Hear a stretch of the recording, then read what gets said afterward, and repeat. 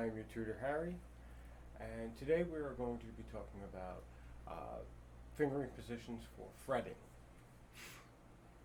Now, when we're playing our instrument, generally we have patterns that we want to follow while we play so we can locate the notes that we want to play easier. One of the ways that we do this is by having fretting patterns for maneuvering around the fretboard. One of these, in conjunction with arpeggios, you can also use these for scales, is the finger position based on which finger you start with. First finger position, second finger position, third finger position, and fourth finger position. Now, before we get into this, the reason why the third and the fourth are here and the first and the second are here is they are the same note. Same note, it's just in a different place on the fretboard to allow us to use all the notes instead of running into the nut. We don't want to use any open strings. We want to make sure that we're using our fingers the entire time during these exercises. Now, first finger position is pretty straightforward, just like all of them. You're going to be using the finger that you're calling out. With arpeggios, we have four major types. Our arpeggios are the major arpeggio, which is the major chord. It's the root, major third, fifth, major seventh, and the octave. Then we have the dominant, which is the same as the major, except there's a flat seven. So root, third, fifth, flat seven, and octave. Our third arpeggio, the minor arpeggio, changes yet another note. This time the third, it flattens the third. So we go from root to flat third, perfect fifth, flat seven, octave, flat seven, fifth, flat third, root. And then finally, the half diminished, the minor seven, flat five, which again just changes one note. We change our fifth to a flat fifth. Root, flat third, flat fifth, flat seven, root, octave, flat seven, flat five, flat three, root. It's all pretty straightforward.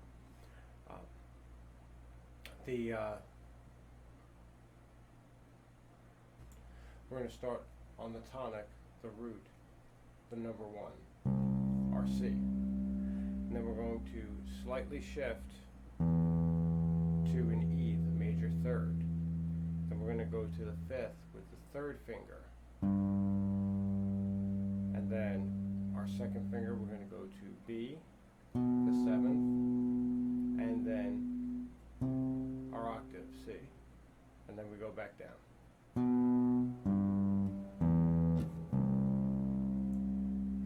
Pretty simple, pretty straightforward. That's first finger position, major chord. The first finger position dominant chord is very similar because it's still a major chord. 1 C, 4 E, 3 fifth G, 1 B flat 7, flat 7, sorry, and then our octave with the third finger.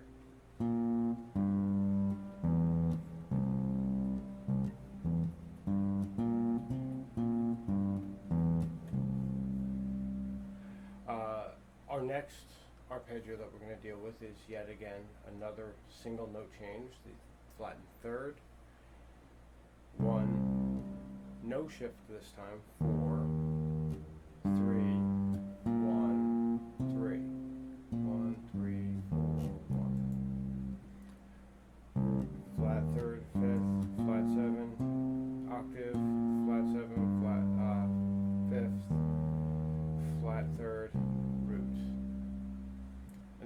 minor 7 flat 5, root, flat 3rd, flat 5. Now we're going to hit it with the second finger because that's where we are.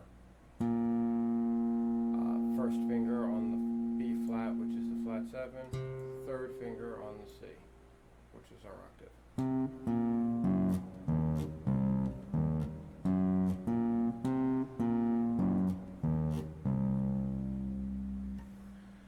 Pretty simple, pretty straightforward. Now we're going to move on to the second finger position. Now, the second finger position, you can use it for all four chord types, but I personally prefer not to use the second finger position with the minor chords. The same thing with the third finger position and the major chords. I just try to avoid doing that. I can make it work, I just prefer to not. Just my personal preference. Whatever works best for you is great. That's what works best for me. Now the second finger position, we're going to start the second finger on our 1, first finger on our major 3rd, fourth finger on our 5th, major 7th, 3rd finger, 4th finger octave,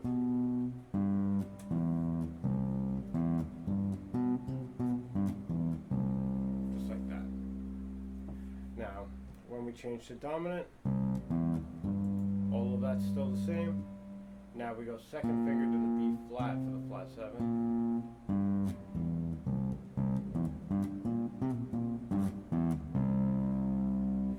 And then on minor chords, now I know I said I don't generally do these with our second finger position, but they can work.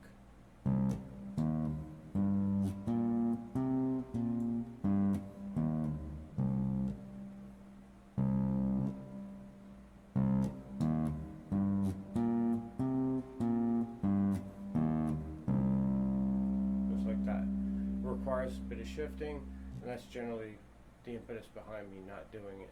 We can also attack it this way,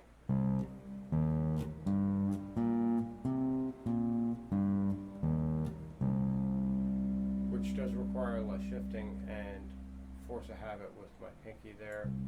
Instead of putting my second finger back there in position, I ended up putting my first finger.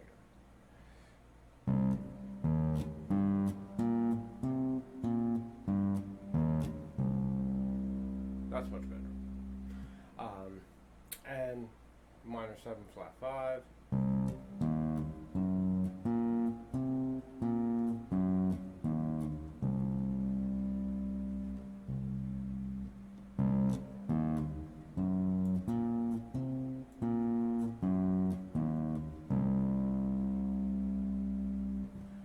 Again, we can also do it this way.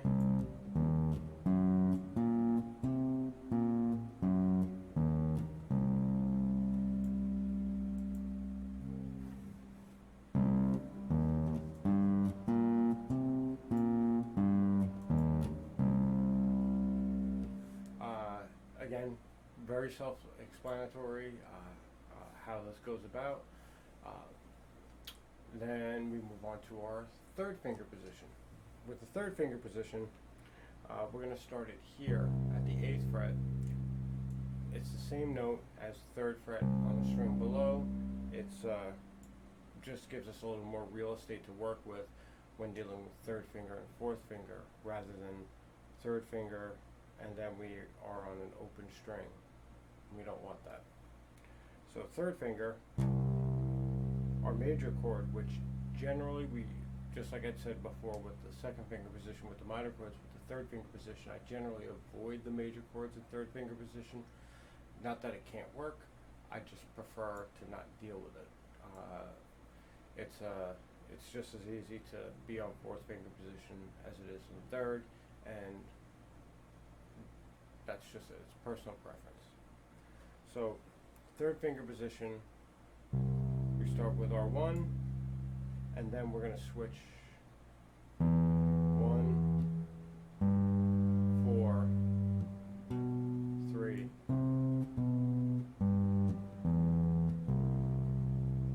Now Now the other way you can finger this is shift up to that seventh, shift back to the octave, back to the seventh, back to the fifth, to the third, and to the root. And the same thing, except there is no shift for your flat 7 with the dominant.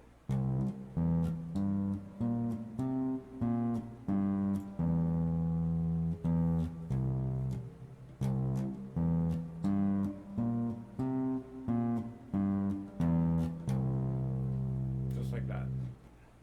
One place where the third finger strategy works best is with our minor chords. We have the C in the 1 position, so that's our root. Starts with the third finger. Then we go to our E flat, which is our flat third. Then a shift up to the G. Then second finger onto our B flat. Little finger on the C.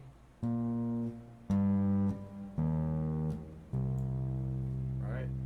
And just like before with the second finger position, all we're really doing is taking that shift away from the minor so that we can hit the minor the flat 5. Root, root, flat third, flat 5, flat 7, octave.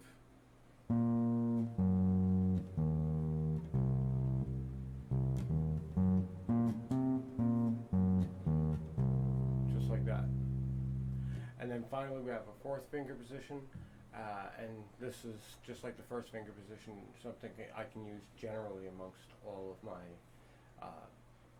my arpeggio types. So start with 1, the C, obviously, the third, E,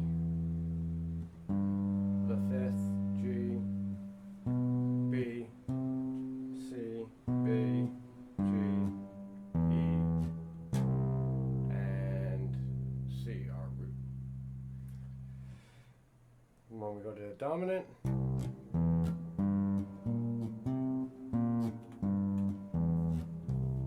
again, very simple. It actually looks almost exactly like the third finger position, except we're starting and ending on our pinky instead of our ring finger. For our minor, we got our 1 chord, our root, with the fourth finger, and then we switch over to our first finger for the minor third, slide a little bit for the fifth, minor seventh, octave. Alright, now let's watch that again. C, E, G, B flat, C, B flat, G, E flat, C. 4, 1, 4, 1, 4, 1, 4, 1, 4. If you want to stick to finger per fret, you could do 4, 1, 4, 2, 1, 4, 1, 4, 1, 2, 4. And minor 7 flat 5, 4, 1, 4, 4, 3, 1, 3, 4, 1, 4.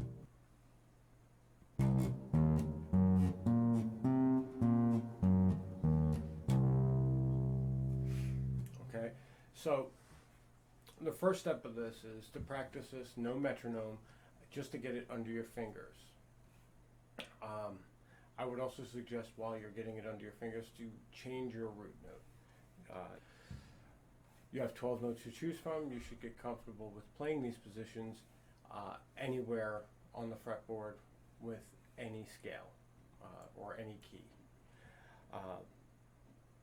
After that, I would suggest applying a metronome, and just so happen to have one right here. Once I get my phone open. And start at a low speed, like 40 beats per minute. Nice, slow speed. 2, 3, 4. 1, 2, 3, 4. 1.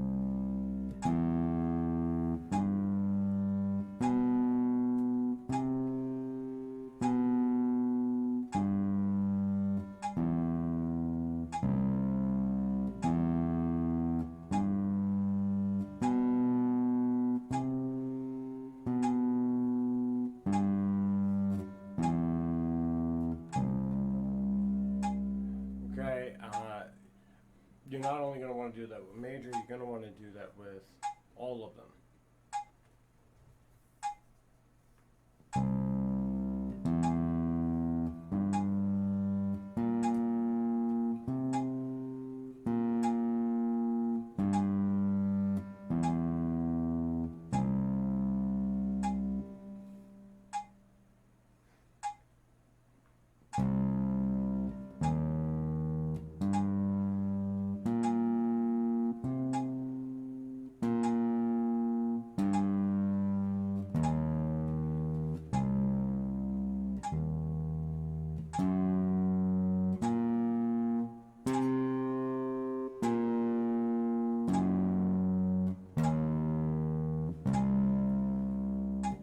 And then as time progresses, you're going to speed the metronome up.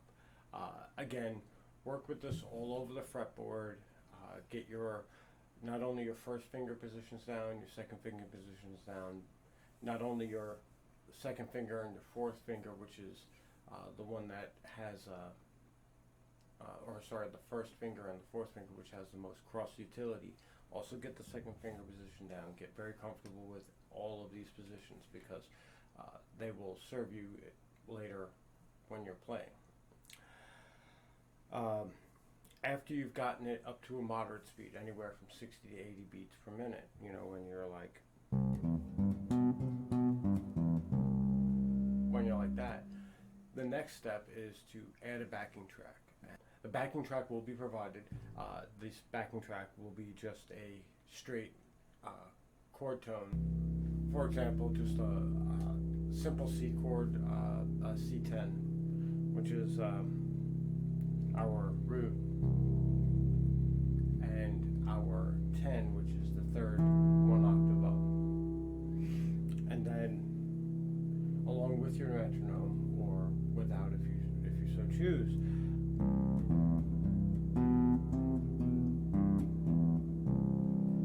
start playing through the notes in the arpeggio. The tracks I'm going to provide are in the key of each of the 12 notes. It'll be via my keyboard, so it'll be a much richer chord, but it will be a C major,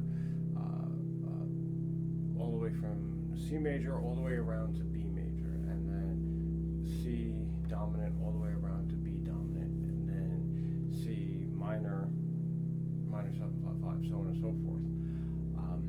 What I would suggest is once you get comfortable with playing these and playing them around the fretboard through different notes, once you've gotten a little bit of theory under your belt and you know when you're dealing with C what the minor chord is, which in this case would be D,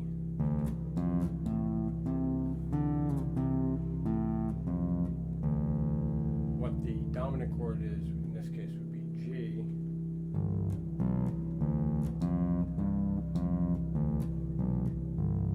and of course my 7 flat 5, which in this case would be the B.